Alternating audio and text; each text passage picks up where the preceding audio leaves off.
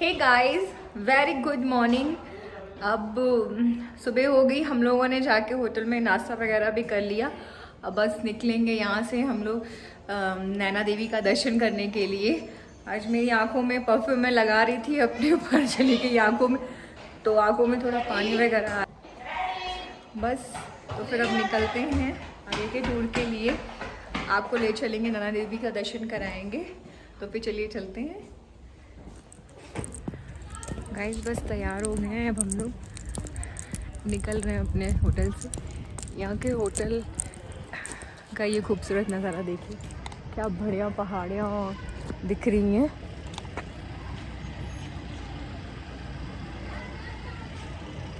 काफ़ी अच्छा hill station वैसे ही अच्छा होता है। पहाड़ है, बड़े बड़े पेड़ हैं देखिए।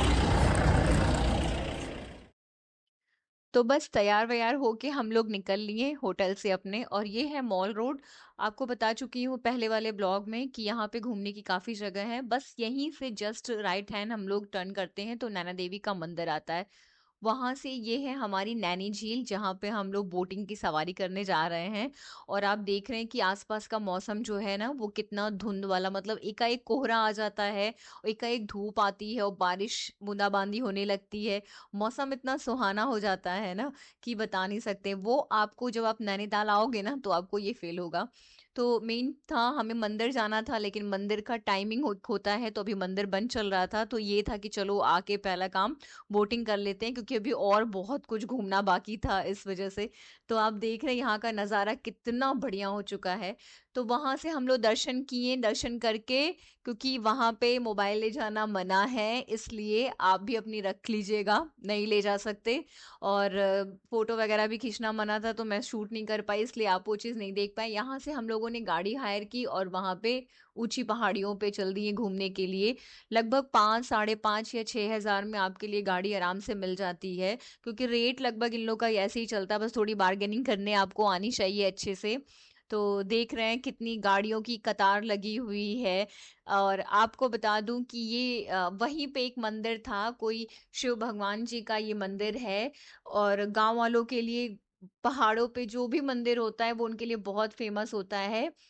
और यहाँ पे दुर्गा माँ और शिव जी का जो मंदिर है, वहाँ पे लोग गांव वाले अपने हर एक फंक्शन को करते हैं। ज्यादातर मुंडन है, शादी का या कोई फंक्शन वगैरह हो गया, या जो भी इस तरह के।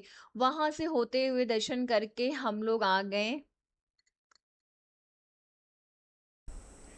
ये वहाँ पे एक मार्केट है जिसका नाम माउंटेन मैजिक है, और यहाँ पे हर तरह के गेम वगैरह, हर तरह के कपड़े, और वो हम लोग जो सर्कस में जादू वाला, या फिर सर्कस में हम लोग नहीं झूले झूलते हैं, वो सारी चीज़ें यहाँ पे थी। तो यहाँ पे खैर आके मज़ा आया। और चीज़ें भी जो लोकल मार्केट है उसके हिसाब से आप जो भी मन आए वो आप आराम से खा पी सकते हैं। फ़िलहाल पहाड़ों पे जाइए तो वहाँ के खाने का मज़ा लीजिए। ये एक तरह से समझिए एडवेंचर पार्क की तरह है, जहाँ पे सारी चीज़ें मिलती। पर एक बात बताऊँ, आपको ख़रीदने ढंग से आना चाहिए, वरना यहाँ बार्गेनिंग सब बहुत करते हैं, और रियली हमारी साइड से भी ज़्यादा यहाँ कॉस्टली चीज़ें मिलती हैं। शायद टूरिस्ट को देख के लोग दाम बहुत बढ़ाते हैं। तो मुझे लगता है कोई चीज़ जो बहुत फेमस है वही आप लीजिए। जैसे यहाँ की छतरियाँ बहुत फेमस हैं, कैंडल बहुत फेमस है। गाइस रबर पॉइंट पे आ गए। देखिए यहाँ का व्यूज़। इस साइड में नहीं सही है। हाँ, इधर देखो। बिल्कुल नीचे तक दिख रहा है, एकदम खाई खाई है।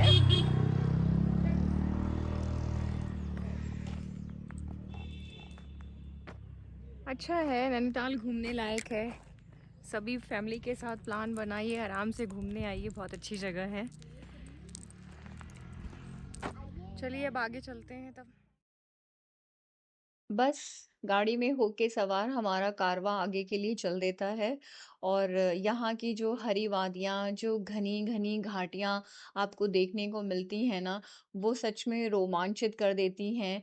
एक मन ये होता है कि एक डायरी लूं और उसमें सारी चीजों को लिखती चली जाऊं अपने सफर के बारे में। ये आप देख रहे हैं वहां की एक मंदिर है जो सत्यनारायण भगवान की है, जो विष्णु भगवान की है। यहाँ पे बहुत ही पुरातन, बहुत ही पुराने पुराने पेड़ हैं, मतलब पीपल का है, कोई बरगद का है। पहाड़ों पे अलग ही तरीके के पेड़ मिलते हैं और दिख भी जाते हैं, जो हमारी साइड से कम दिखते हैं। और मंदिर आप देख रहे हैं कितने अच्छे से लग रहे हैं भगवान जी। और मैं आपको एक चीज बताऊं कि पहाड़ों पे एक जो पहाड़ी पेड़ कहते हैं, जो झाड़ वाले होते हैं, वो बहुत जल्दी जल्दी उगते हैं। तो वहां से आगे फिर दर्शन करके निकलते हैं। और हम लोग को अब इसके बाद जाना है जिम कार्बेट, जो बहुत ही फेमस नैनीताल का पार्क है। और जिम कार्बेट के पास ही पड़ता है एक और झरना, जो थोड़ा सा शॉर्ट है, पर वहां हम लोग ने कहा कि चलो एक बार होके देख के आते हैं। तो आप देख रहे हैं घनी घनी वादियां इतनी खूबसूरत दिख रही है। रियली थोड़े पैसे इकट्ठा करो और घूमने जरूर आओ, क्योंकि हम एक अलग सभ्यता, अलग संस्कृति, अलग अलग लोगों से मिलते हैं, तो वो एक अनुभव आपकी लाइफ का बहुत ही अलग महसूस कराता है। तो आप देख रहे हैं ये है जिम कॉर्बेट वाटरफॉल, जो जिम कॉर्बेट पार्क के पास है। और वही झरना जिसके बारे में आपको बता रही थी। मेरी बेटी इतनी छोटी सी प्यारी सी पुच पुच चल रही है, जो बहुत ही मुझे अच्छा लगता है उसको देख के। काफी एंजॉय करती है। और यहाँ पे झरना जो है वो बहुत गहरा है। फिलहाल बैरिकेडिंग करके नीचे उतरना मना कर दिया गया है, क्योंकि आजकल लोग जो यंग यंग बच्चे होते हैं ना, बड़े शरारती होते हैं, कभी भी नीचे उतर जाते हैं। और वो बहुत ही जान का जोखिम भरा होता है, क्योंकि कहाँ से पानी वहां से निकल के आता है पता नहीं चलता। थोड़ा पहाड़ों से होके गिरता है और अंदर कितनी गहराई ये भी नहीं किसी को पता है। तो सारी चीजें आपको मेरे हिसाब से, जैसे मैं देखी हूँ, देख लेनी चाहिए। जो जो चीजें फेमस है मैंने उस हिसाब से आपको दिखाने की कोशिश बहुत की। यहाँ से देख रहे हैं किनारे से एकदम झरना पानी आ रहा है ऊपर से। और इनको देखो, हमारे यहाँ मस्ती खूब चल रही है। मैं आपको एक चीज और बताना चाहूंगी कि यहाँ पे एक फेमस चाय, तंदूरी चाय मिलती है नैनीताल में।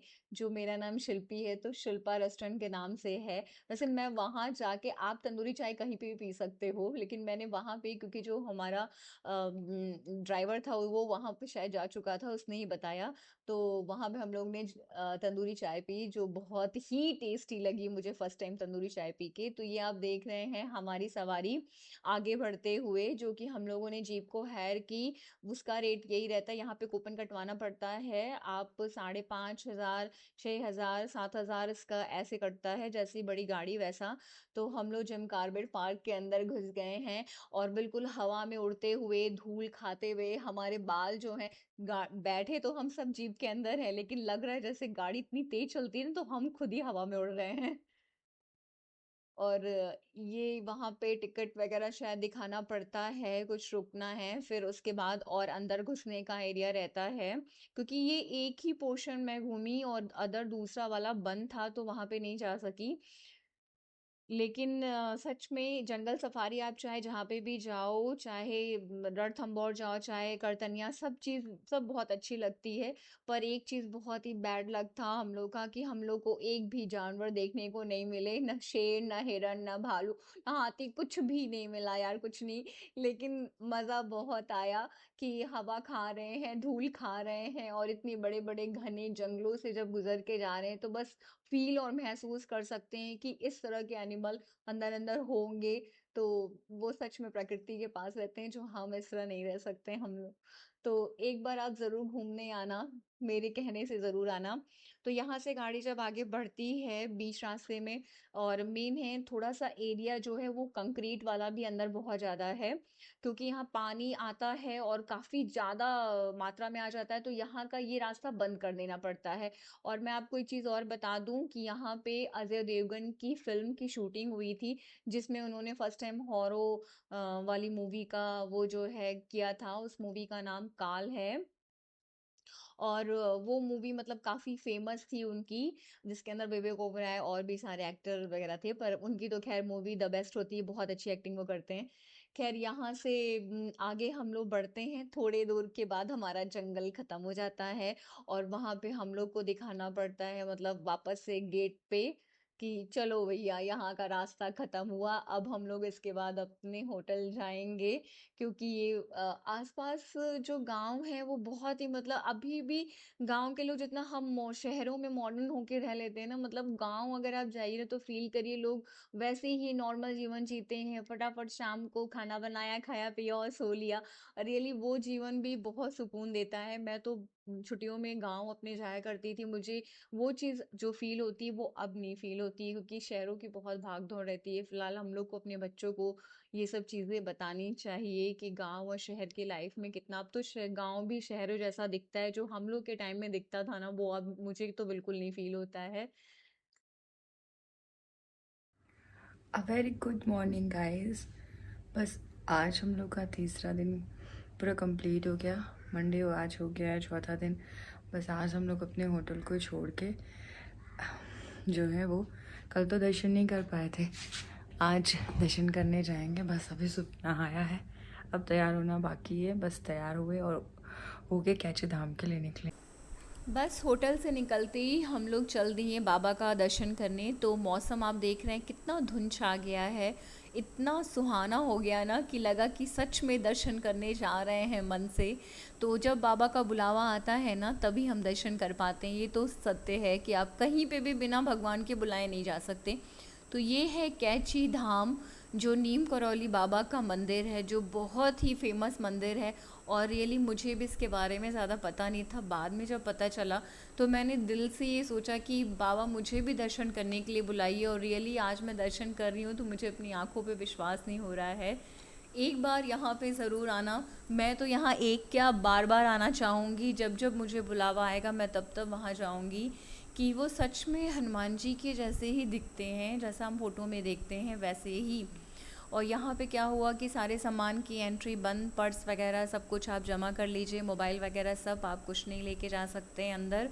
और सारी चीज़ों को बाहर रखने के बाद जब हम अंदर गए तो वो चीज़ आप फील करना है जो यहाँ के भक्त इतनी श्रद्धा से करते हैं। और दूर दूर के भक्त, जैसे मैं तो पहली बार आई हूँ तो मैंने भी ये फ़ील किया।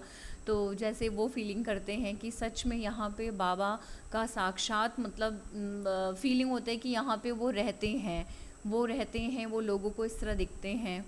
और उनकी कृपा रहती है कि जो मन से मांगो मुरादें वो सच में पूरी होती हैं। तो मैं बार बार फिर आना चाहूँगी जब बुलावा आएगा। तो वहाँ से बस हम लोग आगे चल दिए, दर्शन वर्शन किए, वहाँ का एक फेमस कढ़ी चावल है वो खाएं और थोड़ी सी फ़ोटो वगैरह लिए और फिर लेने के बाद चल दिए वापस। तो बीच में हमारे पड़ा भीमताल, वहाँ हम लोग रुके नहीं क्योंकि काफ़ी टाइम हो चुका था और हम लोगों को लेट भी हो रहा था। तो भीमताल की बस आपको दिखा रही हूँ कि बगल से जो नदी जा रही है वो कितनी मतलब लंबी, जो भीम के द्वारा बनाई गई थी, जिसको भीम ने भूमि खोद के इस विशाल ताल को उत्पन्न किया था। और ये 118 एकड़ में फैला है और इसकी जो लंबाई है वो 1674, और जो चौड़ाई है वो 447 मीटर है। रियली मतलब विश्वास नहीं हो रहा था। खैर इसके लास्ट में जो है भीमेश्वर महादेव का मंदिर है जो बहुत ही फेमस है। अगर आपको घूमना है ना तो आप पहले भीमताल आके रुकिए और रुक के तब वहां पे घूमिए, क्योंकि वहां पे मछली घर, जो नाव के द्वारा आप आराम से घूम सकते हैं, आसपास काफ़ी चीज़ें हैं घूमने के लिए। तो फिर मिलते हैं हमारे अगले सफ़र में, अगले ब्लॉग में। तब तक आप मेरे चैनल को जाके फटाफट सब्सक्राइब कर लीजिए। Thank you.